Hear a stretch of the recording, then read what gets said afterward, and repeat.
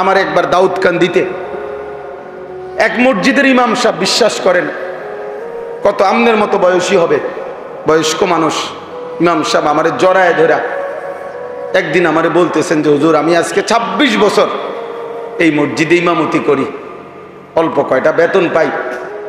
কয় যে হুজুর আমি আমার বিবি বাচ্চার কত আবদার জীবনে পূরণ করতে পারি নাই অভাবের কারণে, কাইন্দা দিছে।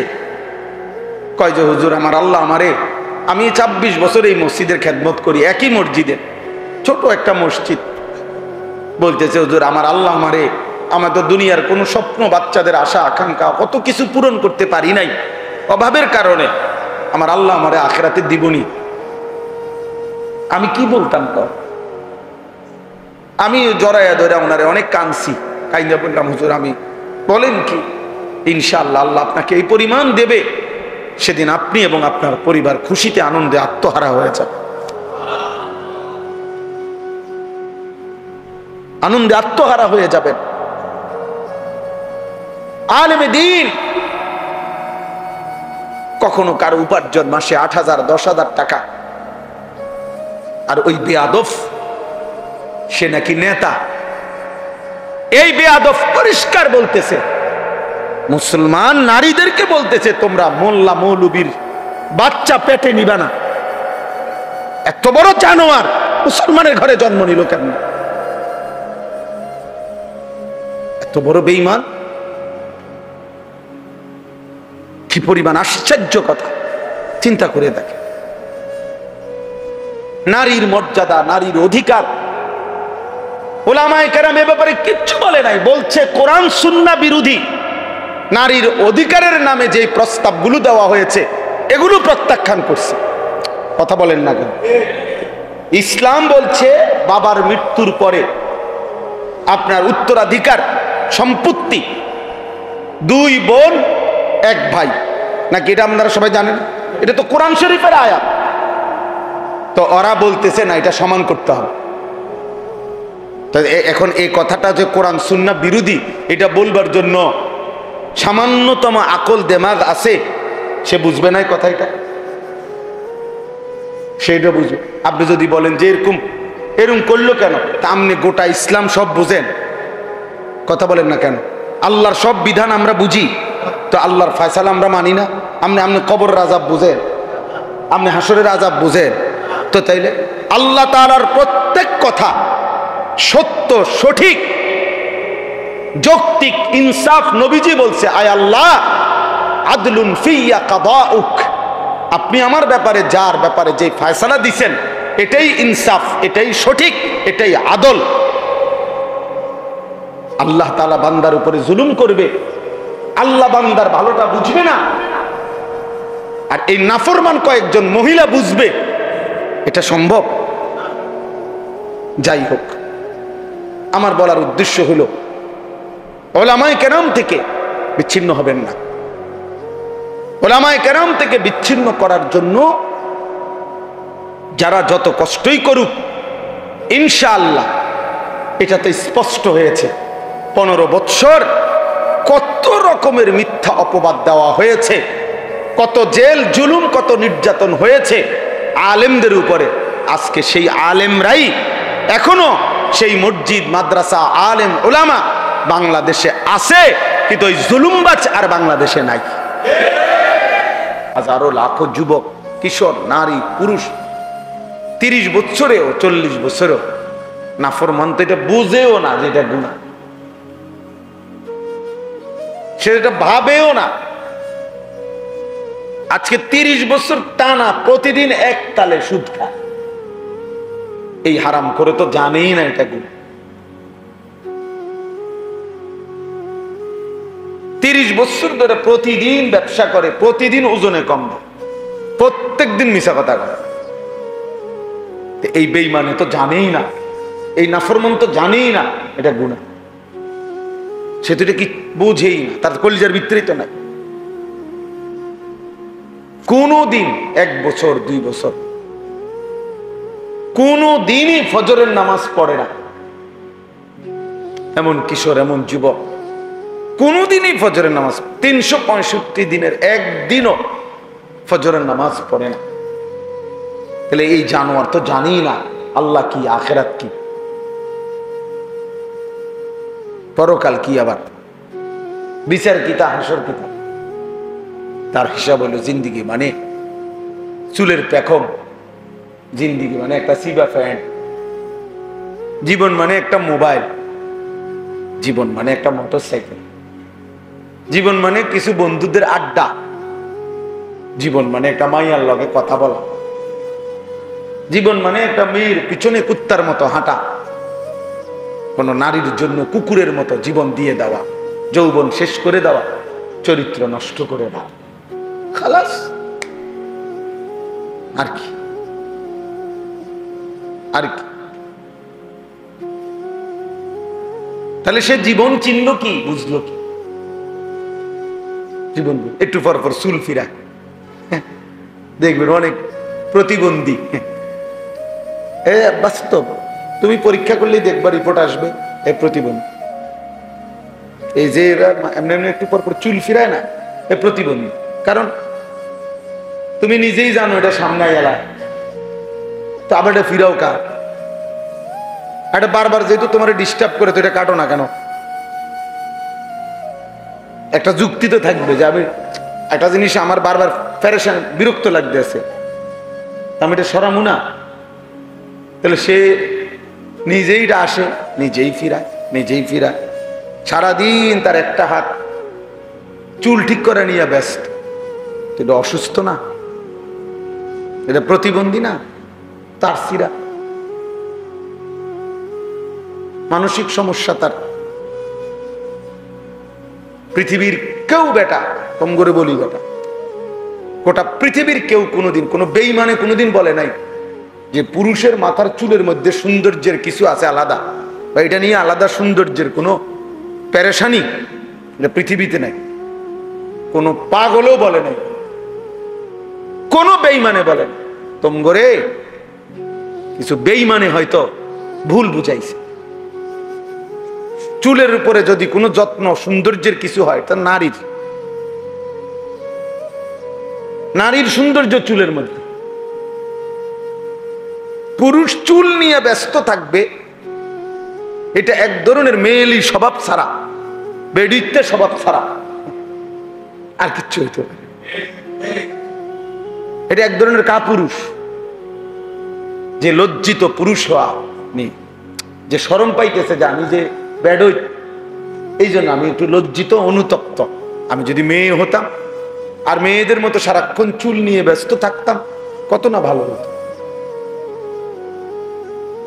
নাই তো বলেন কি কারণ থাকতে পারে এটার পিছনে?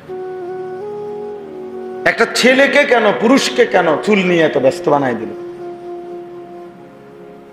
আফসোসের ব্যাপার, আশ্চর্যের ব্যাপার রীতিমতো।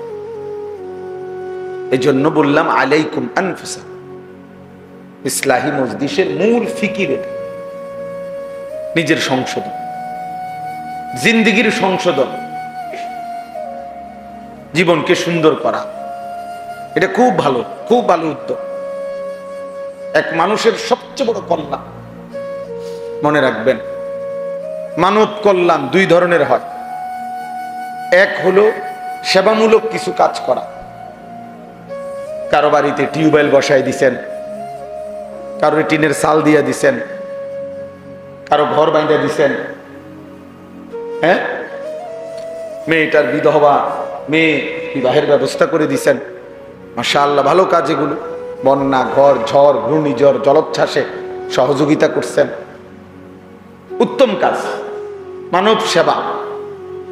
কিন্তু আরেকটা মানব সেবা হলো, মানব কল্যাণ হলো ওই মানুষটাকে আল্লাহমুখী করে দেওয়া, আখিরাতমুখী করে দেওয়া।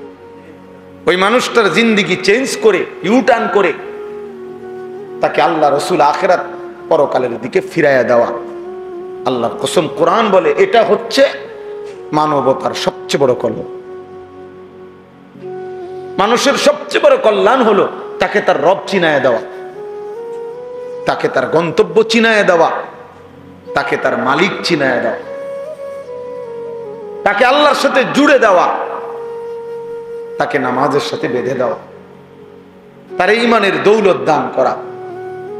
এজন্য আল্লাহর নবী সাল্লাল্লাহু আলাইহি ওয়াসাল্লাম বলছেন, ওয়া ইন্নী আখিযুন বিহুজাজিকুম, আমি চেয়েছি, নবীজি বলেন আমি চেয়েছি কোমরে জড়াইয়া ধইরা হলেও আমার এক এক উম্মতকে জাহান্নাম থেকে বাঁচাইতে। কোমরে জড়াইয়া ধরে হলো, অর্থাৎ হাত ধরলে মানুষ অনেক সময় ছুটে যায়, কাঁধে হাত দিলে মানুষ অনেক সময় ছাইরা লায়, কিন্তু কোমরে যদি কাউরে আমজা করে শক্ত করে ধরে, এই বাঁধন ছুটাইতে কষ্ট। যেন নবীজি বলেন আমি চেয়েছি আমার এক এক উম্মতকে কোমরে জড়িয়ে ধরে হলেও জাহান্নামের আগুন থেকে বাঁচাতে। এই ফিকির, এইটা হলো বড় ফিকির। প্রতিটা মানুষকে নেক কাজের আদেশ করা, গুনাহের কাছ থেকে ফিরিয়ে রাখার চেষ্টা করা, বাপ, এটা মানবতার বড় কল্যাণ, এটা বড় কল্যাণ। তারে আমি 3 বেলা খাওয়াইলাম অথচ সে আল্লাহকে সিজদা দেয় না, এটা বড় কল্যাণ না? হ্যাঁ, এটাও কল্যাণ, তার ভালো, তার খাওয়াই আমি। কিন্তু মানবতার, মানুষের সবচেয়ে বড় কল্যাণ হলো মানুষকে তার মালিকের সাথে জুড়ে দাও, জুড়ে দাও। এই জন্য কিতাবে আছে, নবী সাল্লাল্লাহু আলাইহি ওয়াসাল্লাম বলছেন, লাল্লাহু আশাদ্দু ফারাহান বিতাওবাতি আবদিহি, আল্লাহ তাআলা সবচেয়ে বেশি খুশি হয় বান্দা যখন তওবা করে গুনাহ ছেড়ে দিয়ে আল্লাহর কাছে ফিরে আসে। আর হাদিসে আছে, নবীজি বলেন, কোন বান্দা যখন গুনাহ ছেড়ে দেয়, নাফরমানি ছেড়ে দেয়, তওবা করে আল্লাহর কাছে ফিরে আসে, সেজদা দেয়, গোলামি করে, আল্লাহর নাফরমানি ত্যাগ করে, খোদার কসম নবী বলে, আল্লাহ তখন ফেরেশতাদেরকে বলে, আমার আসমান সাজিয়ে দাও, জান্নাত সাজিয়ে দাও। তো ফেরেশতারা আসমান সাজায়, জান্নাত সাজায়, আর বলে, আল্লাহ আসমান কেন সাজাইলেন, জান্নাত কেন সাজাইলেন? তো আল্লাহ তাআলা বলে, আসলাহাল আবদু মাওলাহু। আল্লাহ তখন বলে, শুনো ফেরেশতারা, আজকে এক গোলাম যে তার মনিব থেকে বহুদিন যাবত ভাইগে গেছিল, পলায়ন করছিল, আজকে সেই ভেগে যাওয়া পলায়ন কৃত গোলাম তার মনিবের সাথে সম্পর্ক ঠিক করে নিছে। আমারে গোলাম বহুদিন আমারে সেজদা দেয় নাই, আমার হুকুম মানে নাই, আমার নাফরমানির উপরে ডুবা ছিল, ওই আমার থেকে দূরে সরে গেছিল। আজকে আমার সেই গোলাম, আমার সেই বান্দা, আমার থেকে যে ভেগে গেছিল, আমার ভেগে যাওয়া বান্দা, আমি মালিকের সাথে তওবা করে সম্পর্ক ঠিক করে নিছি। আমি এই খুশিতে আসমান সাজিয়ে দিলাম, জান্নাত সাজিয়ে দিলাম। তাইলে আল্লাহ তাআলা সবচেয়ে বেশি খুশি হয় বান্দা যখন আল্লাহর দিকে ফিরে আসে। এজন্য হাদিসে আছে, আল্লাহর নবী সাল্লাল্লাহু আলাইহি ওয়াসাল্লাম বলেন, আকরাবু মা ইয়াকুনুল আবদু মির রাব্বিহি ওয়া হুয়া সাজিদ। নবীজি বলেন সাল্লাল্লাহু আলাইহি ওয়াসাল্লাম, বান্দা আল্লাহ তাআলার সবচেয়ে আকরাব, ঘনিষ্ঠ হয়, আল্লাহর সবচেয়ে ঘনিষ্ঠ হয় বান্দা কখন? নবীজি বলেন, ওয়া হুয়া সাজিদ, বান্দা আল্লাহকে সিজদা করে যখন। কখন? ওয়া হুয়া সাজিদ, যখন সে সিজদা। আমার শায়েখ আল্লামা মুফতি মুশতাকুর নবী সাহেব বলে, আল্লাহ যখন, বান্দা যখন আল্লাহকে সিজদা করে, তো আল্লাহ মহব্বতে ওই বান্দার মাথায়, পিঠে হাত বুলায় দেয়, আদর করে দেয়, আদর করে দেয়। আল্লাহ যেন বলে, বান্দা আমারে সিজদা দিলা, যাও বান্দা, খুশি হলাম, খুশি হলাম। এজন্য নামাজ যার কপালে জোটে না, তার কপালের উপরে লানত। যার কপালে সিজদা না, থু তো তোর কপালে, থু তোর কপাল, লানত তোর কপাল, লানত তোর কপালে। সিজদা জোটে না, তোরে আল্লাহ বানাইলই কেন? যার কপালে সেজদাই যাবে। এমন বলবেন যে আপনি হুজুর লানত দিলেন, হ বেটা আল্লাহ লানত দিছে। ওয়া ইন্না আলাইকা লানাতা ইলা ইয়াউমিদ্দিন। কোরআন শরীফে আল্লাহ বলছে, ইবলিস তুই আমারে সেজদা দিলি না, আজকে থেকে নিয়ে কিয়ামত পর্যন্ত তোর উপরে আমি আল্লাহর লানত। কোরআন শরীফের আয়াত। তাহলে ইবলিসের উপরে আল্লাহ এই লানতটা কেন দিছে? কথা বলেন না কেন? সেজদা দেয় না দেখে। সেজদা না করার কারণে তো কি দিছে? কয়দিনের লানত? একবার, একদিনের লানত, কিয়ামত পর্যন্তের জন্য। তাইলে একটি সেজদা না দিলে যদি কিয়ামত পর্যন্ত লানত দেয়, একদিনে 5 ওয়াক্ত নামাজে এক নাফরমান কতগুলো সেজদা ছুটে গেছে। ফজরের নামাজের 4 রাকাত নামাজে 8টা সেজদা, জোহরের যদি 10 রাকাতও ধরি 20টা সেজদা, আসরের যদি 4 রাকাতও ধরি 8টা সেজদা, মাগরিবের যদি 5 রাকাতও ধরি 10টা সেজদা, এশার নামাজের যদি 9 রাকাতও ধরি 18টা সেজদা। একদিনে তোর কয়টা সেজদা ছুটে গেল? তুমি কি পরিমাণ লানতের যোগ্য হইলে, তুমি কি পরিমাণ অভিশপ্ত হইলে। আল্লাহ আমাদেরকে বুঝ দান করে। এই জন্য প্রিয় ভাই বাবা, আমি এই জন্য প্রথমেই বলে নিলাম, 10 জন হোক, 5 জন হোক, 50 জন হোক, এটা কোনো কথা। এক আল্লাহর বান্দার ফিকিরও বলা দরকার, একজনের জন্য আল্লাহর কথা শোনানো দরকার, ইসলাহ দরকার, সংশোধন দরকার। এই বলতে বলতে, শুনতে শুনতে, বারবার বলতে বলতে বলতে বলতে ঠিক কখন কার পরিবর্তন হবে, ঠিক কখন কোন দিন কে বদলে যাবে, সেটা মূলত আল্লাহর ফয়সালা। আমাদের দায়িত্ব বলতে থাকা, শুনতে থাকা, আয়োজন করতে থাকা। মূলত ফয়সালা, হেদায়েত কে দিবে? আল্লাহ। এতদিন ধরে ওয়াজ করি, কোন মানুষ তো ভালো হয় না। না, মানুষ সবাই ভালোই যাইতে হইব এটা জরুরি না, আমার বলা জরুরি। হুজুরে যেমন 10 বছর ধরে মাহফিল করি, কই মানুষের তো কোনো পরিবর্তন দেখি না, এই জন্য আর মাহফিল করতাম না। তো আর মাহফিল না করলে 10 বছর, এবার যেহেতু 10 বছর করেও দেখছেন ভালো হয় না, তো না করলে 10 বছর তো ভালো হয়ে যাব, ভালো হয়ে যাব। আমার দায়িত্ব তো এটা না। আমার দায়িত্ব তো কয়জন হেদায়েত পাইলো না পাইলো এটার হিসাব করা আমার দায়িত্ব, আমার বলা দায়িত্ব, বলতে থাকা। এই জন্য আপনারা, রাসেল ভাই সহ আমারে বলছে, আমি ডেট দিছি, বাকিরাও আমি হয়তো সবাইকে চেহারা তো চিনি আলহামদুলিল্লাহ। আপনাদের এই হিলফুল ফুজুল নামে আপনাদের এই আয়োজন আপনারা ধারাবাহিক করবেন, ধারাবাহিক। 5 জন যদি আপনাগো সদস্য হন, আপনারা আগে নিয়ত করবেন যে দোস্ত আগে ওয়াদা করো আমরা 5 জন শুনবো কিনা। যদি বলেন তো 5 জন, তো হুজুরে কইয়া লইবেন আগে যে হুজুর আমরা সদস্য হইলাম 30 জন, বা আমরা 10 জন নিয়ত করছি পাক্কা যে আমরা ওয়াজ শুনবো। আমগো 10 জনের লেগে কইবেন নি কোন কথা বোঝেন নাই? এমন হুজুর যদি রাজি হয় হেবাটার দাওয়াত বললাম, লোক হইব 10 জন, আর যদি বেশি হয় আলহামদুলিল্লাহ, আর না হইলে আমরা 10 জনের বুঝ দেব। আপনি 10 জনরে বলবেন, আপনি 5 জনরে বলবেন, একজনকে বলবেন। আল্লাহ আমাদেরকে তৌফিক দান করেন। এই হিলফুল ফুজুল এটা নবীজি সাল্লাল্লাহু আলাইহি ওয়াসাল্লামের জন্মেরও আগের সংগঠন, আরবের একটি সংগঠনের নাম মূলত। অর্থাৎ আরবের মধ্যে ফজল নামে, একই নামে 3 ব্যক্তি ছিল, 3 জন ব্যক্তি ফজল নাম, 3 জনের নামে ফজল।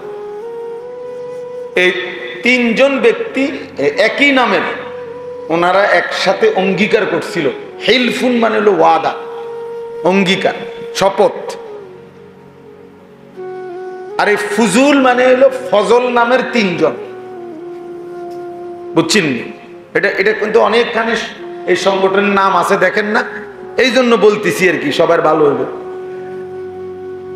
অর্থাৎ এই একই নামের তিনজন ব্যক্তি ফজল নামের, ওনারা মক্কায় একদিন সিদ্ধান্ত নিছে, শপথ করছে যে আমরা আমাদের এই মক্কায় আমরা সর্বাত্মক চেষ্টা করব এখানে যেন কারো উপরে কোনো জুলুম, ছিনতাই, কারো উপরে যেন অন্যায় না হয়, কেউ কারো উপরে যেন জুলুম করতে না পারে। আমরা মজলুমের পক্ষে, দুর্বলের পক্ষে আমরা সমর্থন করব, সহযোগিতা করব, সাহায্য, জালেমকে প্রতিহত করতে চেষ্টা করব, মজলুমের কল্যাণ করব, দুস্থ অসহায়ের কল্যাণ করব। এই একটা শপথ নিয়ে ওনারা কাজ শুরু করছিলেন। পরবর্তীতে বহু মানুষ এর সাথে যোগ হয়েছে এবং খোদ নবুয়ত পূর্ব, মানে 40 বছরের আগেই আমাদের নবী সাল্লাল্লাহু আলাইহি ওয়াসাল্লামও এই ইনাদের এই হিলফুল ফুজুলের সাথে সক্রিয়ভাবে অংশগ্রহণ করছে। বুঝছেন না কথা? তো সেইখান থেকে আজকে 1500 বছর আগের এই পবিত্র নিয়তে, ভালো নিয়তে তিনজন ব্যক্তি একটি উত্তম কাজের জন্য নিয়ত করছিল, শপথ করছিল। তো সেই নাম আজকে 1500 বছর পরেও পৃথিবীতে কেমন পরিচিত না, কেমন পরিচিত। কত নামে আমরা তো ওয়াজে যাই, সারা বাংলাদেশে এই নামে শত শত এলাকা কি আছে সংগঠন, হিলফুল ফুজুল। তাহলে শুধু এটা বাংলাদেশে না, অন্যত্র নাই?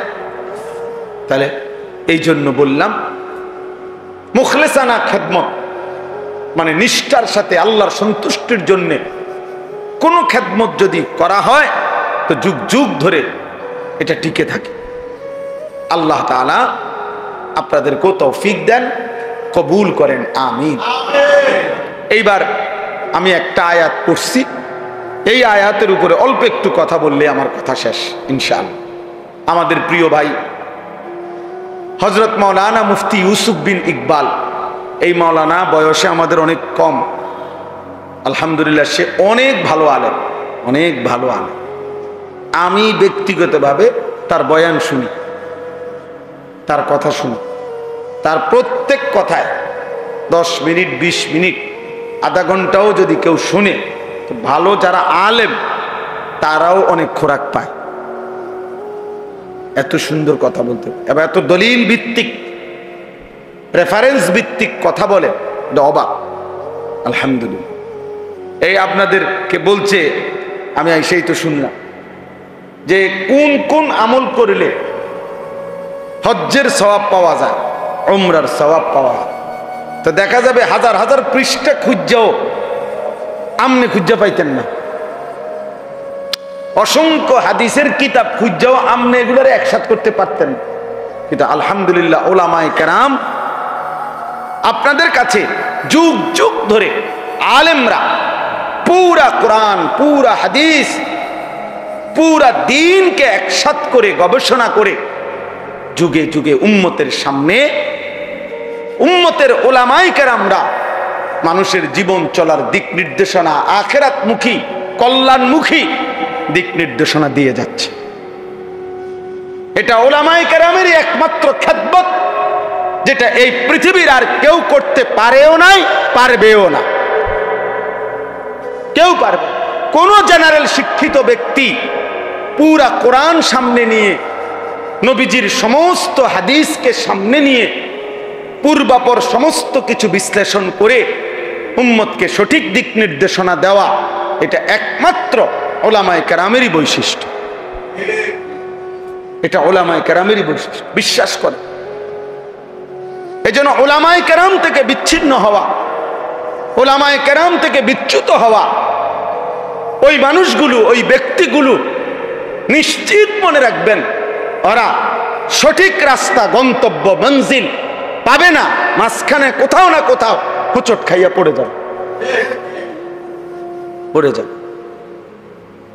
প্রত্যেক সময়ে মনে রাখবেন, সর্বসময়ে কিছু মানুষ, কিছু ব্যক্তি, কিছু গোষ্ঠী প্রকাশ্যে কিংবা গোপনে সর্বদাই তৎপর থাকে, যারা উলামায়ে কেরামের বিরোধিতা করার জন্য সচেষ্ট। কারণ হলো তারা জানে মানুষ যত বেশি উলামায়ে কেরামের সাথে থাকবে, উলামায়ে কেরাম থেকে শুনবে, তত বেশি প্রকৃত দ্বীন, প্রকৃত ইসলাম, প্রকৃত আমল, প্রকৃত জীবন গঠন করতে পারবে। আর জীবন যদি সুন্দর হয়ে যায়, ঈমান আমলের উপরে উঠে যায়, মানুষ যদি অন্যায়, অশ্লীলতা, বেহায়াপনা, অসভ্যতা, নোংরামি, হারাম, অবৈধ উপার্জন এগুলা যদি উলামায়ে কেরামের বরকতে ছেড়ে দেয়, তাহলে মুনাফিক যারা, বেঈমান যারা, নামধারী ছদ্মবেশী মুসলমানের দুশ্মন যারা, তাদের লস, তাদের লস। এই জন্য সবসময় কিছু ব্যক্তি, মানুষ, গ্রুপের চেষ্টা থাকে, যারা সর্বদাই চেষ্টা করে উলামায়ে কেরাম থেকে মানুষকে কি করতে, বিচ্ছিন্ন।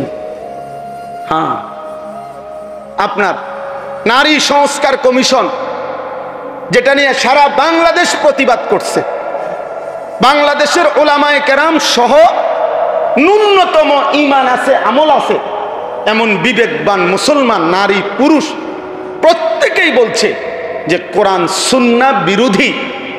এখানে অসংখ্য ধারা প্রতিবেদনে লিখছে তারা, যেটা প্রকাশ্যে আল্লাহর কোরআন বিরোধী, রাসূলের সুন্নাহ বিরোধী, এটা স্পষ্ট বলছে। উলামায়ে কেরামও দেখায় দিছে, সাধারণ বিবেকবান মুসলমান, ইমানদার মুসলমানও এটা দেখছে, শুনছে, জানে। কিন্তু অল্প কিছু নারী, নারী নামের কলঙ্ক, এরা আপনার গোটা জাতিকে বিদ্রুপ করে উলামায়ে কেরাম এবং ইসলাম এবং ধর্মের বিরোধিতা করে তারা ধর্ম, আলেমদের বক্তব্য, কোরআন সুন্নাহর বক্তব্য সবকিছুকে প্রত্যাখ্যান করে তাদের দাবি যে নারীর অধিকার, মর্যাদা, তারা যা বলে, তারা যা চায়, নারী যা বলবে, নারী যা চাইবে, সেই অধিকারই তাকে দিতে হবে। তাদের বক্তব্য এটা। আর তাদের পক্ষে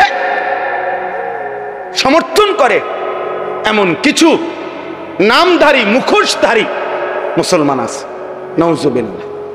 এই 2 দিন হয় বাংলাদেশের কিশোরগঞ্জের একজন নেতা, পুরান নেতা, বুড়া নেতা, এই পর্যন্ত কয়েকবার ডিগবাজি দিছে, দল বদলাইছে, এই পর্যন্ত বহু দল বদলাইয়া, তাইলে প্রকাশ্যে টক শোতে আপনার 2 দিন আগে এই অসভ্য, বেয়াদব প্রকাশ্যে সারা পৃথিবীকে সামনে রেখে উলামায়ে কেরামকে তুচ্ছ তাচ্ছিল্য এবং ব্যঙ্গ বিদ্রুপ করেছে।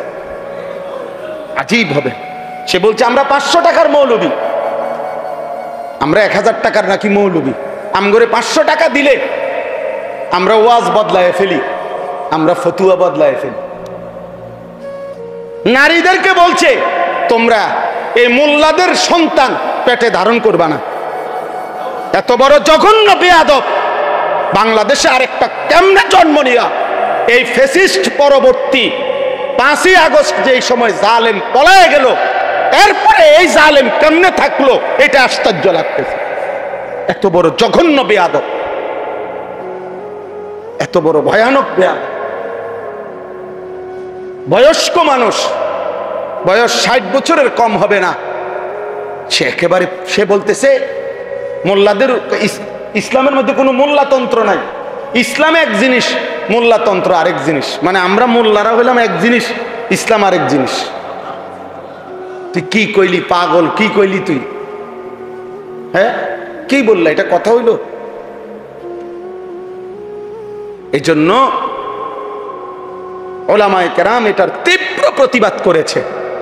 এমন জঘন্য বেয়াদব যেই দল লালন করে তাদের ভবিষ্যৎ খুব ভালো হবে না, ভবিষ্যৎ ভালো হবে না। এই নাফরমান, ওলামা বিদ্বেষী, আলেম বিদ্বেষী, সে নিজেকেও ডুবাবে, তার দলটাকেও ডুবাবে। আশ্চর্য। এই জন্য ভাইয়া একজন হলেও মনে রাখবেন, উম্মতকে ওলামাদের থেকে, সর্বশ্রেণীর মুসলমানকে, মানুষকে আলেমে দ্বীন থেকে বঞ্চিত করার যে কোনো ষড়যন্ত্র, যে কোনো চেষ্টা, এটা আমরা ঘৃণা ভরে প্রত্যাখ্যান করা দরকার। এই জন্য আপনাদের কাছে আমার অনুরোধ রইল, ওলামায়ে কেরাম যুগ যুগ ধরে আপনাদের কাছে দ্বীন পেশ করে, আল্লাহর কোরআন পেশ করে, রাসূলের সুন্নাহ পেশ করে। কয় টাকা উপার্জন আপনারা বলেন ইনসাফ করে? একজন মসজিদের ইমাম, একজন মসজিদের মুয়াজ্জিন, একজন মাদ্রাসার উস্তাদ, কয় টাকা উপার্জন তার? সামান্য কয় টাকা দিয়ে দিনের পর দিন। আমার একবার দাউদকান্দিতে এক মসজিদের ইমাম সাহেব, বিশ্বাস করেন কত আমনের মতো বয়সী হবে, বয়স্ক মানুষ, ইমাম সাহেব আমারে জড়ায় ধরা একদিন আমারে বলতেছেন যে হুজুর আমি আজকে 26 বছর এই মসজিদে ইমামতি করি, অল্প কয়টা বেতন পাই। কয় যে হুজুর আমি আমার বিবি বাচ্চার কত আবদার জীবনে পূরণ করতে পারি নাই অভাবের কারণে, কাইন্দা দিছে। কয় যে হুজুর আমার আল্লাহ আমারে, আমি 26 বছর এই মসজিদের খেদমত করি, একই মসজিদের, ছোট একটা মসজিদ, বলতেছে হুজুর আমার আল্লাহ আমারে, আমার তো দুনিয়ার কোনো স্বপ্ন, বাচ্চাদের আশা আকাঙ্ক্ষা কত কিছু পূরণ করতে পারি নাই অভাবের কারণে, আমার আল্লাহ আমারে আখিরাতে দিবনি। আমি কি বলতাম তো? আমি জড়াইয়া ধরে ওনারে অনেক কাঁদছি, কাইন্দা বললাম হুজুর আমি, বলেন কি? ইনশাআল্লাহ আল্লাহ আপনাকে এই পরিমাণ দেবে, সেদিন আপনি এবং আপনার পরিবার খুশিতে আনন্দে আত্মহারা হয়ে যাবে, আনন্দে আত্মহারা হয়ে যাবেন। আলেমে দ্বীন কখনো কারো উপার্জন মাসে 8,000 10,000 টাকা, আর ওই বেয়াদব সে নাকি নেতা। এই বেয়াদব পরিষ্কার বলতেছে, মুসলমান নারীদেরকে বলতেছে তোমরা মোল্লা মৌলবীর বাচ্চা পেটে নিবা না। এত বড় জানোয়ার মুসলমানের ঘরে জন্ম নিল কেমন?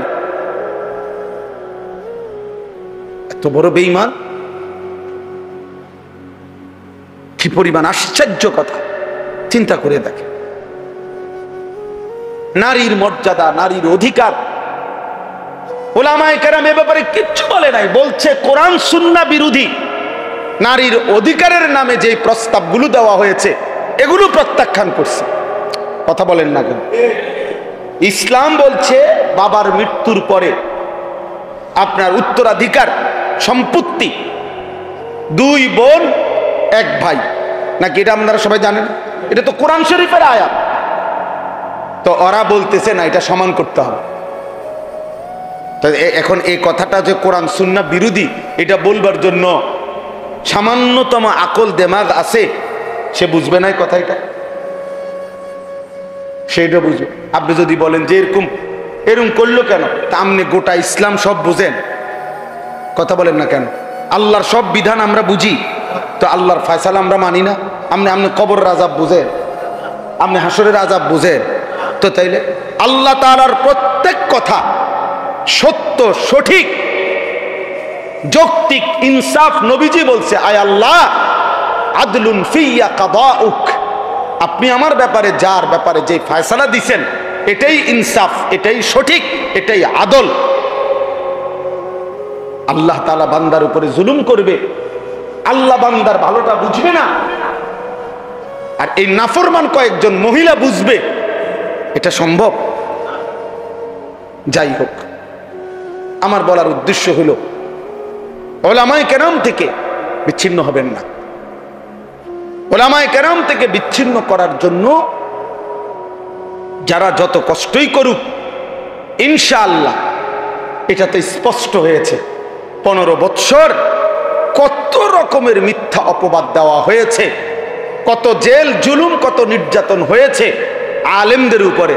আজকে সেই আলেমরাই এখনো সেই মসজিদ, মাদ্রাসা, আলেম, উলামা বাংলাদেশে আছে, কিন্তু ওই জুলুমবাজ আর বাংলাদেশে নাই।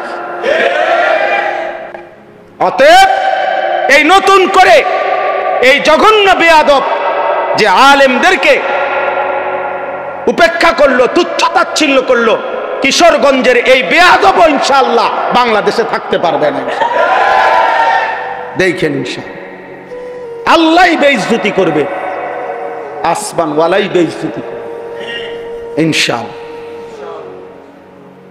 অতএব আপনাদের কাছে অনুরোধ, এভাবেই চলছে, এভাবেই চলছে, ওলামায়ে কেরামের বিরোধিতা, কোরআনের বিরুদ্ধা, দ্বীনের বিরোধিতা। ওলামায়ে কেরাম বলছে কোরআন সুন্নাহ বিরোধী বক্তব্য। তুমি এটা না প্রমাণ করবা যে না এই কথাটা কোরআন সুন্নাহ বিরোধী নয়। কথা বলেন না কেন? যে আমরা এটা লেখছি এটা কোরআন সুন্নাহ বিরোধী নয়, এটা বুঝে দিলে তো, এটা জনগণকে বললেই তো যে হুজুররা মিথ্যা বলতেছে, না এটা কোরআন সুন্নাহ বিরোধী না, এটা কইলেই তো হয়। অথবা এটা বলেন যে কোরআন সুন্নাহ বিরোধী কথা বাংলাদেশের 95% মুসলমান মানতে হবে, এটা তো এটা কইয়া দেখো না, চাই না আমরা। এরপরে না আমাদের জনগণ মুসলমান প্রতিবাদ করে কিনা দেখা যাবে। মুসলমান তো এখনো মরে নাই, ইমানদার তো এখনো কি করে নাই, সবাই মরে নাই। এই জন্য আমি আপনাদের কাছে বললাম আমরা প্রত্যেকে ইনশাআল্লাহ এই কোরবানি, কিছুদিন আগে, কয়েক বছর আগে আমি নিজেও একবার পত্রিকায় দেখছি, এক ভদ্রলোক পরামর্শ দিছে কোরবানিতে এই ব্যাপক পশু জবাই না করে এগুলো গরিব দুঃখীকে দান করে দিলে ভালো হতো। হেতের বুদ্ধি, হেতের বুদ্ধি। অর্থাৎ শরীয়তের একটি বিধানের জন্য যে টাকাটা খরচ হয়, এটা শরীয়তের এই বিধান পালন না করে ওনার গরিব দুঃখীর লেগে মায়া লাগছে, গরিব দুঃখীর লেগে তুমি ভিন্ন টাকা উঠাইয়া মানুষদেরকে ভিন্নভাবে দান সৎকা করার জন্য উৎসাহিত করতে পারো না? এই দেশের মানুষের কোরবানির টিহা দিয়ে গরিবকে দিতে হইব কেন? গরিবকে আলাদা টাকা দেওয়ার জন্য উৎসাহিত করতে আলেম ওলামারা নিষেধ করছে। কথা বলেন না কেন? নিষেধ করছে। আমরা বলছি যে গরিব দুঃখী এতিম অসহায়কে দিয়েন না, তো তুমি কোরবানির টাকা দিয়া গরিব দুঃখীরে দিবা কেন? কোরবানি না দিয়ে, এটা তো শরীয়তের বিধান। শরীয়তের বিধান কিনা? সাহাবায়ে কেরাম জিজ্ঞাসা করছে মা হাযিহিল আদাহি, হে আল্লাহ রাসূল কোরবানিটা কি? নবীজি বলছে সুন্নাতু আবিকুম ইব্রাহিম, তোমাদের পিতা ইব্রাহিমের সুন্নাত। এবার নবীজিকে জিজ্ঞাসা করছে ফামা লানা ফিহা ইয়া রাসূলুল্লাহ, হে আল্লাহর রাসূল কোরবানি করলে আমাদের লাভ কি? নবীজি বলছে বিকুল্লি শাআরাতিন হাসানা, প্রত্যেকটি পশমের মধ্যে এক একটা নেকি। তাহলে কোরবানি মানে পশু জবাই শুধু? এটা ইবাদত, পশমে পশমে নেকি। আচ্ছা আরো শোনেন, নবীজি সাল্লাল্লাহু আলাইহি সাল্লাম বলেন মা আমিলা আদমিন মিন আমালি ইয়াউমিন নাহার আহাব্বা ইলাল্লাহ মিন ইহরাকিদ দাম। আল্লাহর নবী সাল্লাল্লাহু আলাইহি সাল্লাম বলেন কোন মানুষ কোরবানির দিন আল্লাহর সবচেয়ে প্রিয় উত্তম আমল যা করে কোরবানির দিন, সেটা হলো ওই পশু জবাই। এরপরে নবীজি বলেন, এই হাদিসের 4টা অংশ, এই প্রথম অংশ বললাম, দ্বিতীয় অংশ নবীজি বলেন ইন্নাহু ইয়াতি ইয়াউমাল কিয়ামাতি বিকুরুনিহা ওয়া আশআরিহা ওয়া আজলাফিহা, ওই ব্যক্তি কোরবানি যে করলো কিয়ামতের দিন সে ওই প্রাণীর শিং, পশম এবং আজলাফ মানে খুর, পায়ের যে খুর আছে না, এই খুর, নবীজি বলেন সে শিং, পশম এবং খুরগুলো সহ হাসরের ময়দানে মিজানের পাল্লায় ওজনের জন্য নিয়ে আসবে। এখন কি অর্থ? কি অর্থ হইল শিং, খুর এবং পশম, পুরা সারা শরীর চামড়ার পশম। তাহলে এগুলো যেহেতু মিজানের পাল্লায় ওজন হিসাবে দিব, তো গোস্তরি হালাই দিব, তোমার তো গোস্ত হালাই দিব, এটা নি বুঝাইছে? বুঝাইছে মানে শিংটাও বাদ যাবে না, খুরটাও বাদ যাবে না, একটা পশমও কি যাবে না, বাদ যাবে না, পুরো আস্থা তার কোরবানিটা তার মিজানের পাল্লায় উঠানো। কি পরিমাণ নিয়ে কি হবে, কি পরিমাণ নিয়ে কি হবে? এটাকে খামখেয়ালি? এটা শুধু গরু জবাই। এরপরে 3 নম্বর অংশ, নবীজি সাল্লাল্লাহু আলাইহি সাল্লাম বলেন ওয়া ইন্নাদ দামা লা ইয়াকাউ মিনাল্লাহি বিমাকানিন ক্বাবলা আন ইয়াকা মিনাল আরদ। অর্থ কি? আগে কোরবানকে কোরবান বলে কেন?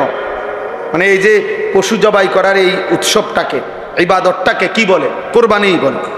কোরবান অর্থ হলো, কোরবান শব্দটি আরবি, এই আমি যে আয়াত পড়ছি এখানে আছে ইজ কাররাবা কোরবানান। তো কোরবান শব্দের অর্থ হলো কুরব, নৈকট্য অর্জন করা, কারো ঘনিষ্ঠ হওয়া, মানে কুরবানির মাধ্যমে সবচেয়ে কম সময়ে বান্দা আল্লাহর ঘনিষ্ঠ হয়, নৈকট্য অর্জন করে। এই জন্য কুরবানকে কুরবান বলা হয়।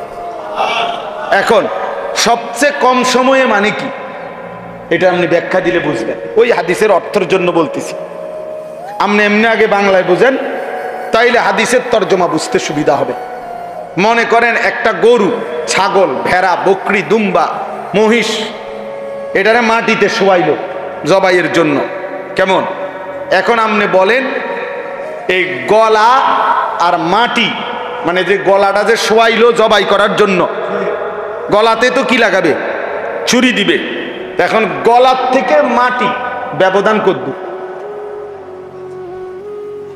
1 হাত, আধা হাত, 1 বিঘত, অথবা 4 আঙ্গুল 5। আচ্ছা ধরি আমরা 1 বিঘত, সর্বোচ্চ 1 বিঘা কি 1 বিঘত, এর বেশি তো হবে না। তাহলে গলা থেকে মাটি ব্যবধান 1 বিঘত। এখন বলেন প্রাণীটা যখন জবাই করবে কোরবানির দিন, এই গলার মধ্যে যখন ছুরি চালাবে, তখন রক্তের ফোঁটা মাটিতে যে পড়বে, প্রথম ফোঁটা কয় মিনিট লাগবে? 2 সেকেন্ড ধরে নিলাম, 3 সেকেন্ড, এর বেশি তো না। 2 থেকে 3 সেকেন্ডের ভিতরেই রক্ত কোথায় পড়বে? মাটিতে। কারণ কি? গলার থেকে মাটিতে একদম কাছে, ঠিক না? জবাইয়ের সাথে সাথে। এই নবীজি সাল্লাল্লাহু আলাইহি সাল্লাম বলেন, ওই হাদিসের অর্থ, কোরবানির দিন বান্দা যখন ওই প্রাণী জবাই করে, তো রক্তের প্রথম ফোঁটা জমিনে পড়বার আগেই 7 আসমানের ঊর্ধ্বে আল্লাহর আরশে পৌঁছে যায়। তাহলে 2 থেকে 3 সেকেন্ডের মধ্যে বান্দা আল্লাহর কি হয়ে যায়? ঘনিষ্ঠ। এই জন্য এটারে কোরবান। এত দ্রুততম সময় বান্দা আল্লাহর নৈকট্য হাসিল করে, এই জন্য এটাকে কোরবান। এই জন্য নবীজি বলেন, রক্ত মাটিতে পড়বার আগে আগেই আল্লাহর কাছে পৌঁছে যায়। ফাতিবু বিহা নাফসান। এবার নবীজি বলেন 4 নম্বর অংশ হাদিসের, নবীজি বলেন, অতএব তোমরা খুশি খুশি কোরবানি করো। কি কোরবানি করো? খুশি খুশি দিলে, খুশি খুশি। খুশি কি করুম আর, যা বেশি জন বিরক্ত করো রে, যা দিমু এবার করো, আর কি করার আছে? এটা নিয়ে কোরবানি। প্রতি বছর দিয়ে আইতেছি, হ্যাঁ 10 জনের লগে চলন লাগে, হ্যাঁ মানুষে কি মনে করব, যা দেও, আর কি করার আছে? এটা নিয়ে কোরবানি। এই বুঝেন না? যাক, আর এক উসিলায় মাইয়ের শ্বশুর বাড়ির থেকেও কিছু লোক খাওয়ানি বাকি রয়েছে, কথাবার্তা, হ্যাঁ দাও, আরেক নাম বাড়াইয়া দাও।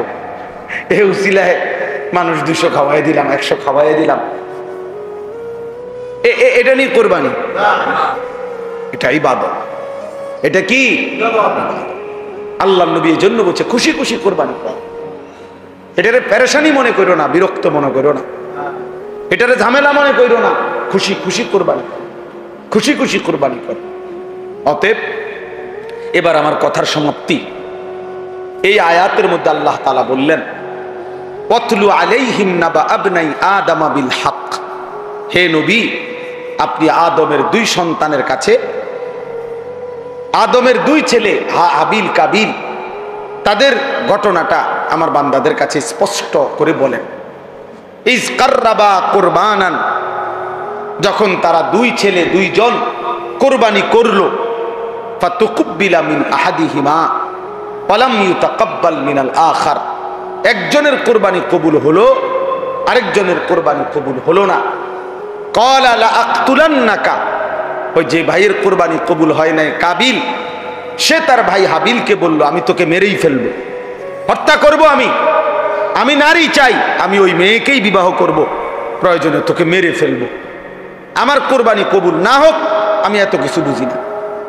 এই তখন এই কথাটাই আজকে আমরা এই কয়েকজনের কাছে শেষ এই কথাটা বলার জন্যই পড়ছি। আল্লাহ বলছে, ইন্নামা ক্বালা ইন্নামা ইয়াতাকাব্বালুল্লাহু মিনাল মুত্তাকিন, এই কথাটাই শুধু বুঝেন। হাবিল তখন বলছে, তার ভাই কাবিলকে যে ঠিক আছে ভাই, আমি বুঝছি তুমি আমারে মেরেই ফেলবা, আমি বাঁচবো না, তবে আমি জীবন দেওয়ার পূর্ব মুহূর্তে একটা কথা বলে যাই। বলছে কিয়ামত পর্যন্ত মনে রাখবা প্রিয় ভাই আমার, সর্বযুগে সর্বকালে আল্লাহ ইবাদত কবুল করবেন তার, গুনাহ মুক্ত জীবন হবে যার। ইন্নামা ইয়াতাকাব্বালুল্লাহু মিনাল মুত্তাকিন। এটা সেই প্রথম দিন বলে দিছে, তার কোরবানি কবুল হবে যে গুনাহমুক্ত হবে, তার ইবাদত কবুল হবে যে গুনাহমুক্ত। মুত্তাকি, তাকওয়া, তাকওয়া মানে গুনাহমুক্ত জীবন, গুনাহ থেকে বেঁচে থাকে। তাহলে নামাজ কবুল হবে তার, গুনাহমুক্ত জীবন যার। যাকাত কবুল হবে তার, গুনাহমুক্ত জীবন যার। রোজা কবুল হবে তার, গুনাহমুক্ত জীবন যার। হজ কবুল হবে মুক্ত জীবন যার। কোরবানি কবুল হবে তার, গুনাহমুক্ত জীবন। গুনাহমুক্ত কোরবানি, গুনাহমুক্ত নামাজ, গুনাহমুক্ত রোজা, গুনাহমুক্ত জিকির, গুনাহমুক্ত দান, গুনাহমুক্ত সাদাকা, গুনাহমুক্ত ইবাদত। সুদের টাকা দিয়া কোরবানি দিবেন, হবে না।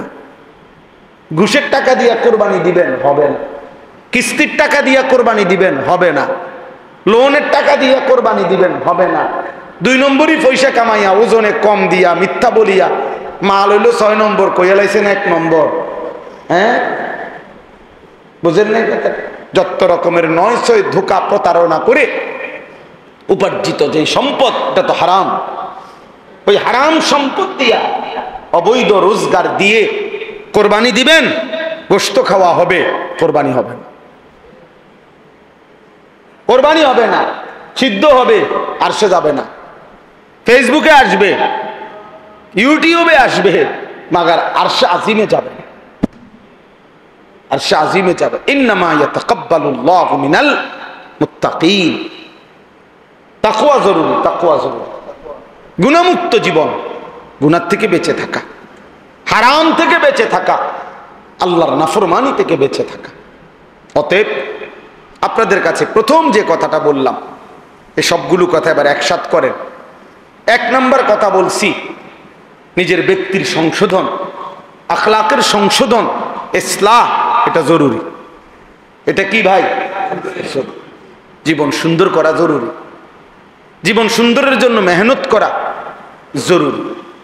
2 নম্বর বলছি, এই হিলফুল ফুজুল যে কয়জন আছেন, এই কয়জনে উদ্যোগ নিয়ে যে আমরা শুনব, মানুষ হইব নি না, মানুষ হইতো না, আপনি শুনবেন নি দেখা, এই নিয়তে প্রতিনিয়ত ইসলাহি মজলিসের আয়োজন করেন। দেখবেন ইখলাস ও তাকওয়ার বরকতে আল্লাহর বান্দাদের দিলের মধ্যেও ছুঁয়ে যাবে, ছুঁয়ে যাবে। আর 3 নম্বর কথা হলো, উলামায়ে কেরাম থেকে কোনোভাবেই আমরা বিচ্ছিন্ন হব না। উলামায়ে কেরামের বিরুদ্ধে যারা কথা বলবে, আমরা তাদেরকে প্রত্যাখ্যান করব।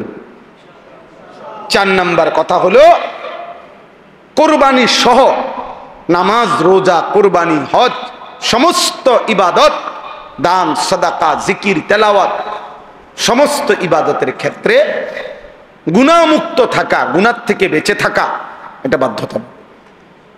এটার দিকে নজর রাখা। আল্লাহ আমাদের প্রত্যেককে তৌফিক দান করেন। আল্লাহ তাআলা আজকের এই মজলিসকে কবুল করে নেন। আল্লাহ তাআলা আগামী দিনও এই মজলিসকে চালু রাখবার তৌফিক দান করেন। আলহামদুলিল্লাহি রাব্বিল আলামিন। আল্লাহুম্মা আনতাস সালাম ওয়া মিনকাস সালাম। তাবারাকতা ইয়া যাল জালালি ওয়াল ইকরাম। ইয়া আরহামার রাহিমিন, ইয়া আরহামার রাহিমিন, ইয়া আরহামার রাহিমিন। রব্বানা যালামনা আনফুসানা ওয়া ইল্লাম তাগফির লানা ওয়া তারহামনা লানাকুনান্না মিনাল খাসিরিন। রব্বানা আতিনা ফিদ দুনিয়া হাসানা ওয়া ফিল আখিরাতি হাসানা ওয়া কিনা আযাবান নার। রব্বিরহামহুমা কামা রব্বায়ানি সগীরা। রব্বানা হাব লানা মিন আজওয়াজিনা ওয়া যুররিয়াতিনা কুররাতা আ'য়ুন ওয়াজআলনা লিল মুত্তাকিনা ইমামা। মৌলায়ে করিম আপনি মাফ করে দেন, রব্বে করিম আপনি মাফ করে দেন। মেহেরবান মৌলা, আপনার ঘরেই লম্বা সময় বসেছিলাম, এতটা সময় ধরে আপনি আপনার ঘরেই জায়গা দিয়েছেন, এখন গুনাহ মাফ না করে কেমনে বের করে দিবেন? আয় মাওলা মাফ করে দেন মাওলা, আপনার ঘরে যেহেতু বসতেই দিলেন, এখন আপনি মাফই করে দেন, মাফ করে দেন মাওলা। আযাব দিলে আপনার কোনো লাভ নাই, মাফ করে দিলে আপনার কোনো ক্ষতি নাই, মাফ করলে আপনার কমবে না, মাফ না পেলে আমাদের উপায় থাকবে না। আয় করিম আপনি মাফ করে দেন, আয় রহমান আপনি মাফ করে দেন, আয় রহিম আপনি মাফ করে দেন, আয় গফফার আপনি মাফ করে দেন, আয় গফুর আপনি মাফ করে দেন, আয় মাওলা আপনি মাফ করে দেন, পেছনের সব গুনাহ মাফ করে দেন, আগামী জিন্দেগি আপনি সুন্দর করে দেন, ঈমান আমলের দৌলত দেন, ইজ্জত আফিয়ত দেন, তাকওয়া তহারত দেন, গুনাহ মুক্ত জীবন দান করেন, আপনার গোলামি করার তৌফিক দান করেন, জীবনটা সুন্দর করবার তৌফিক দান করেন, চুল চেহারা আখলাক আমল সুন্দর করে দেন। আল্লাহ কিশোর যুবক ছেলেগুলোকে বদলে দেন, কিশোর যুবক ছেলেগুলোকে বদলে দেন, কিশোর যুবক ছেলেগুলোকে বদলে দেন। আল্লাহ এদের চেহারা সুন্দর করে দেন, এদের চুল মুসলমানের মতো স্বাভাবিক বানিয়ে দেন, এদের আখলাক সুন্দর করে দেন। আল্লাহ সেজদাওয়ালা কপাল বানিয়ে দেন, কাঁদনেওয়ালা চোখ বানিয়ে দেন, জিকিরওয়ালা জবান বানিয়ে দেন, মোহব্বতওয়ালা দিল বানিয়ে দেন, সুন্নতওয়ালা জীবন বানিয়ে দেন, বন্দিগিওয়ালা জীবন বানিয়ে দেন। আয় আল্লাহ আপনি মাফ করে দেন, সমস্ত কবরবাসীদেরকে মাফ করে দেন, কিয়ামত পর্যন্ত কবরের আযাব মাফ করে দেন, কবরগুলোকে জান্নাতের টুকরা বানিয়ে দেন, আপনার নূরে রহমত দ্বারা ভরপুর করে দেন, অসুস্থ বিমারি যারা শিফা করে দেন, কামাই রুজিতে হালাল বরকত দান করেন, চাকরি ব্যবসা ক্ষেত খামার সব কিছুতে বরকত দান করেন, প্রবাসী বিদেশের জমিনে যারা সহি সালামতে নিরাপদে রাখেন মাওলা, আল্লাহ প্রত্যেকের নেক মাকসাদ পূরণ করে দেন, এই মসজিদখানা কবুল করে নেন। আল্লাহ মসজিদের সমস্ত খিদমাত আপনি কবুল করে নেন, ইমাম খতিব মুয়াজ্জিন খাদেম কমিটি মুসল্লি সবাইকে কবুল করে নেন। আল্লাহ আপনি দয়া করেন, হিলফুল ফুজুল এই পরিষদ আপনি কবুল করে নেন। আল্লাহ তাদেরকে আরো ভালো কাজ করার তৌফিক দান করেন, প্রতিনিয়ত এই ইসলাহি মজলিস চালু করবার তৌফিক দান করেন, আপনি হিম্মত দান করেন, আপনি ইস্তেকামত দান করেন, আপনি শক্তি সাহস দান করেন। আয় আল্লাহ, আয় আল্লাহ আমার দেশকে নিরাপদ করে দেন, আমার দেশকে নিরাপদ করে দেন, আমার দেশকে নিরাপদ করে দেন।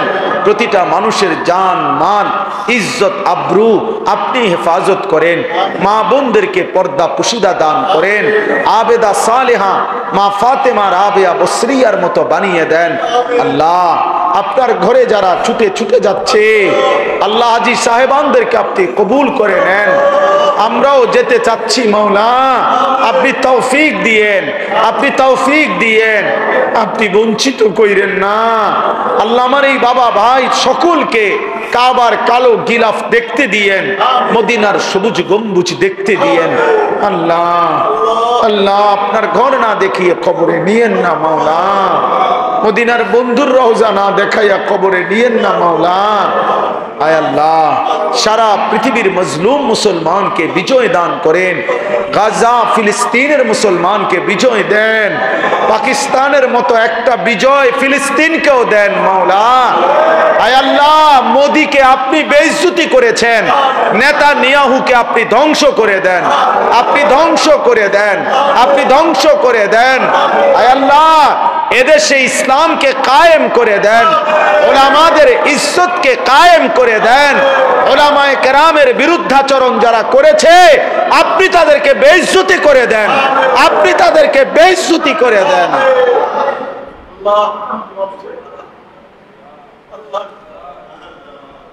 হে করিম, হে করিম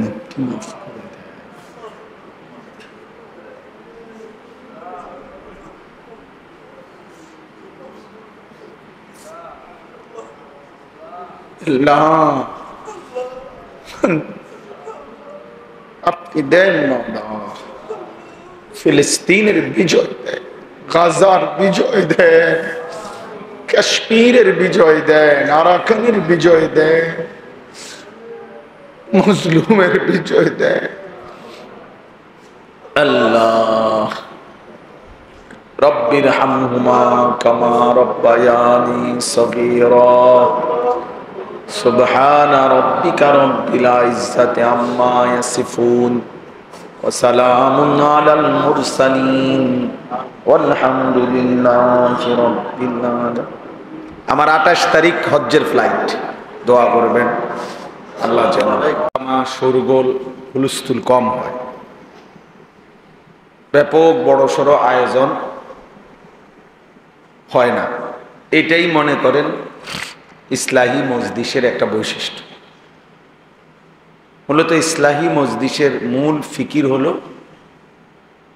ব্যক্তির জিন্দিগি সংশোধন করা, জীবন সংশোধন, নিজেকে গঠন, ইসলাহ। কোরআনুল কারীমের মধ্যে আছে আল্লাহ তাআলা বলেন, ইন্নামাল মুমিনুনা ইখওয়া ফাআসলিহু বাইনা আখাওয়াইকুম।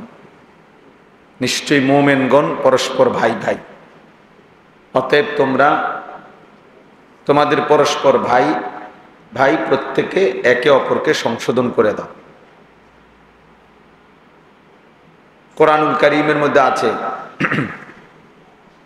ওয়া ইন তাইফাতানি মিনাল মুমিনিনা ইখতাতালু ফাআসলিহু বাইনাহুমা। তোমাদের ঈমানদারদের মধ্যে যদি দুই দল, দুই গ্রুপ ঝগড়া করে, মারামারি করে, তো তোমরা তাদের মধ্যে সংশোধন করে দাও।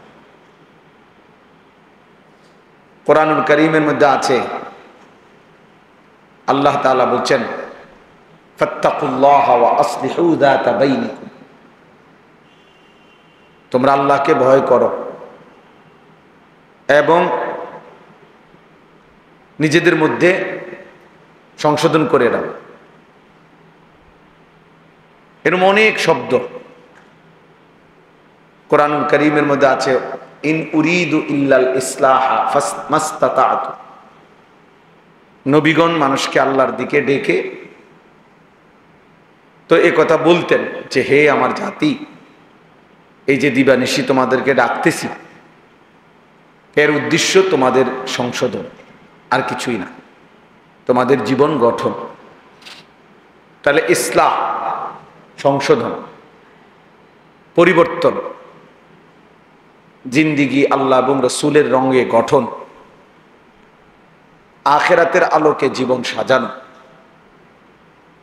এটা খুব জরুরি। এটা একজন মানুষের, একজন মুমিনের প্রধানতম ডিউটি, প্রধান ডিউটি, নিজেকে আল্লাহ তাআলার হুকুমের অনুগত করা, জীবন গঠন করা। ইয়া আইয়ুহাল্লাযীনা আমানু আলাইকুম আনফুসাকুম। কোরআনুল কারীমের মধ্যে আছে, হে ঈমানদারগণ, তোমরা প্রত্যেকেই নিজেকে আঁকড়িয়ে ধরো। তার মানে নিজেকে গড়ে তোলো, নিজেকে সাজিয়ে তোলো, ঈমান আমলের রঙে নিজেকে সাজাও। লা ইয়াদুররুকুম মান দাল্লা ইযা ইহতাদাইতুম। যদি তোমরা নিজেদেরকে হেদায়েতের উপরে উঠাইতে পারো, তো পৃথিবীর আর কেউ তোমাকে পথভ্রষ্ট করতে পারবে না।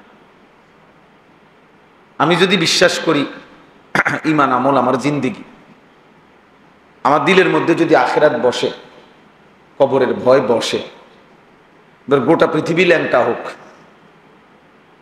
গোটা পৃথিবী নাফরমানিতে ডুবে যাবে, আল্লাহ বলতেছে তোমারে আর কেউ পথ হারা করতে পারবে। তাহলে এমন অসংখ্য মানুষ দেখেন যে একটি সমাজের চারদিকে অসংখ্য অগণিত মানুষ নামাজ পড়ে না, কিন্তু কিছু মানুষ আছে এর ভিতরে দিয়েই প্রতিদিন 5 ওয়াক্ত নামাজ পড়ে। তো সে এটা বুঝছে, এটাই আমার জিন্দেগি। কলেজ ইউনিভার্সিটি তো আমাদের পরিচিত এমন অসংখ্য ছেলে আছে যেখানে চারিদিকে গুনাহ, এবং ছেলে মেয়ে নারী পুরুষের অবাধ চলাফেরা, কিন্তু এর মাঝখানেও সে শতভাগ তার চোখ নামায়া রাখে, নিজেকে হেফাজত করে, 5 ওয়াক্ত নামাজ পড়ে। আলহামদুলিল্লাহ, এরকম অসংখ্য ছেলে আমাদের পরিচিত আছে। তাহলে কারো দিলের মধ্যে যখন আখিরাত ডুবে যায়, ঢুকে যায়, তো চারিদিকের সকলের নাফরমানিও তাকে আর প্রভাবিত করতে পারে না।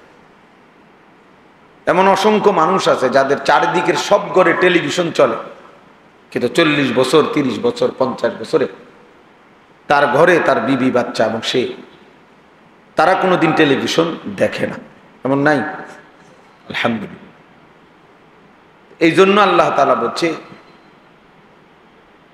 আলাইকুম আনফুসাকুম, নিজেকে আঁকড়িয়ে ধরো, নিজেকে গড়ে তোলো, নিজেকে সাজাও, তাহলে গোটা পৃথিবী মিলে কেউ আর তোমাকে পথভ্রষ্ট করতে পারবে না, কেউ না। হযরত মাওলানা তারেক জামিল সাহেব, পৃথিবী বিখ্যাত মুবাল্লিগ, দাঈ, তো উনি বলেন যে আমি আমার দীর্ঘ 30-35 বছরের জীবনে গোটা ইউরোপ, আমেরিকা সহ সমস্ত দেশে, এমনকি এক এক দেশের প্রতিটা স্টেটে, প্রদেশে আমি সফর করছি, দিনকে দিন, বছরকে বছর, রাতকে রাত। কিন্তু উনি বলেন যে আমি আল্লাহকে সাক্ষী রেখে বলতে পারি, আমার এই নজর এই দীর্ঘ 25 বছর, 30 বছরের জীবনে ইচ্ছা করে কোনো বিভিন্ন নারীর দিকে তাকায় না। অথচ যেখানে উলঙ্গপনা, বেহায়াপনা স্বাভাবিক, যেখানে পর্দা কিংবা ঢেকে ঢুকে চলা অস্বাভাবিক, সেইখানে, ওইখানের ব্যাপারে উনি বলতেছে, ওইখানে থাকার, চলার পরেও, যাওয়ার পরেও আমি আমার নজর হেফাজত করছি। তাইলে এই জন্য বললাম, আল্লাহ তাআলা বললেন আলাইকুম আনফুসাকুম, নিজেকে গঠন করো। আমরা কিতাবে পড়ছি, একজন নওজোয়ান তাগড়া যুবক মুসলিম মুজাহিদকে খ্রিস্টান সৈন্যবাহিনী গ্রেফতার করছে। তো গ্রেফতার করার পরে উনি অনেক বেশি সুন্দর, সুঠাম, চমৎকার দেহ ছিলেন। তো খ্রিস্টান সেনাপতি ওই যুবক মুজাহিদকে দেখে আকৃষ্ট হয়েছেন, নিজের মেয়েকে এই ছেলের কাছে বিবাহ দিবেন এরকম ভাবছেন। তো চিন্তা করছে, আগে তাকে যে কোনো প্রলোভনে খ্রিস্টান বানাই, চেষ্টা করি, তারপরে তার কাছে মেয়ে বিয়ে দিই। বহুভাবে ওনাকে প্রলোভন দিছে, হুমকি ধমকি দিছে, উনি কোনোভাবেই মাথা নোয়ায় না। শেষ পর্যন্ত বন্দি করছে। আমরা উর্দু কিতাবে পড়ছি, ওই যুবক মুজাহিদ এবার ওনার কামরার মধ্যে ওই সেনাপতি তার সুন্দরী মেয়েকে একাকী দিয়ে দিছে, আর বলছে তুমি তোমার রূপ যৌবন দিয়ে যে কোনো ভাবে তাকে গুনাহে বাধ্য করবা। তো 3 দিন ওই মেয়ে ওই ঘরে ছিল। 3 দিন পরে সে বের হয়ে তার বাবাকে বলছে যে, হে বাবা, নিশ্চিত ইন্নাহু হাজারুন আম শাজারুন, এই যুবক নিশ্চিত হয় পাথর নয়তো কোনো গাছ, সে আসলে কোনো মানুষ না, মানুষের কোনো অস্তিত্ব, প্রাণ, অনুভূতি তার মধ্যে নাই। লা ইয়ালতাফিতু ইলাইয়া মাররাতান, সে তো আমার দিকে একবারের জন্য চোখটা তুলেও তাকায় না। আমি আমার সব চেষ্টা করছি কিন্তু হয়নি। তাইলে আলাইকুম আনফুসাকুম, নিজেকে মজবুত করা অনেক বড় নিয়ম, কষ্টসাধ্য কাজ, কষ্টসাধ্য কাজ, কিন্তু সম্ভব, সম্ভব, আল্লাহর দয়া হলে সম্ভব। এই সমাজে আমরা বাহ্যিকভাবে দেখলে মনে হয় নাফরমানির সয়লাভ, অসভ্যতার সয়লাভ, কিন্তু আলহামদুলিল্লাহ এর ভেতর দিয়েও হাজারো লাখো পাক্কা মুমিন ইমানদার নারী পুরুষ যুবক কিশোর বুড়ো আছে আছে যে হাজারবার জীবন দেবে প্রয়োজনে, কিন্তু আল্লাহর নাফরমানি করবে না, হারামের এক লোকমা নেবে না, হারামের একটা টাকা নেবে না। এই ভালো মানুষ, এমন উত্তম মানুষদের বরকতেই বাকি বাটফার সিটাররা খাইয়া যাইতেছে, ইমানদারদের বরকতে, কোরআনওয়ালাদের বরকতে, দিনওয়ালাদের বরকতে, আল্লাহকে সেজদা দেনওয়ালাদের বরকতে। এটাই সত্য। এই পৃথিবী আসমান এবং জমিন টিকে আছে আল্লাহ তাআলার নামের উপর, তাওহীদের উপর, লা ইলাহা ইল্লাল্লাহর উপরে। যেদিন আল্লাহ এই নাম থাকবে না, তো সেদিন আসমান ও জমিন থাকবে না। তাহলে আল্লাহর নামের উপরে কি টিকে আছে? আসমান ও জমিন টিকে আছে। তাওহীদের উপরে কায়নাত টিকে আছে। কোন বাটপার সিটার সুদখোর হারামখোর, কোন বখাটে দুশ্চরিত্র তাদের জন্য না। তারা ইমানদারদের উসিলায়, তারা প্রিয় বান্দাদের, আল্লাহর অনুগত বান্দাদের বরকতে ওরা খায়, ওরা চলে। এই জন্য বাফ ইসলাহি মজলিস ছোট হোক, 10 জন হোক, 1 জন হোক, খুব দামি। কারণ নিজের পরিবর্তন, নিজের আখলাকের পরিবর্তন, নিজের জিন্দিগির পরিবর্তন, এই ফিকির আসা, গুনাহমুক্ত জীবন গঠন, আল্লাহর ইবাদতে অভ্যস্ত জীবন গঠন, এই কথা বিবেকে আসা, দিলের মধ্যে বসা অনেক বড় নিয়ামত। আমল তো কম বেশি পরে না করবেন, আগে তো দিলে বসতে হবে এই কথাটা, যে আমার আল্লাহকে মানা উচিত, আমার গুনাহ ছেড়ে দেওয়া উচিত, আমার আল্লাহর আদেশ পালন করা উচিত।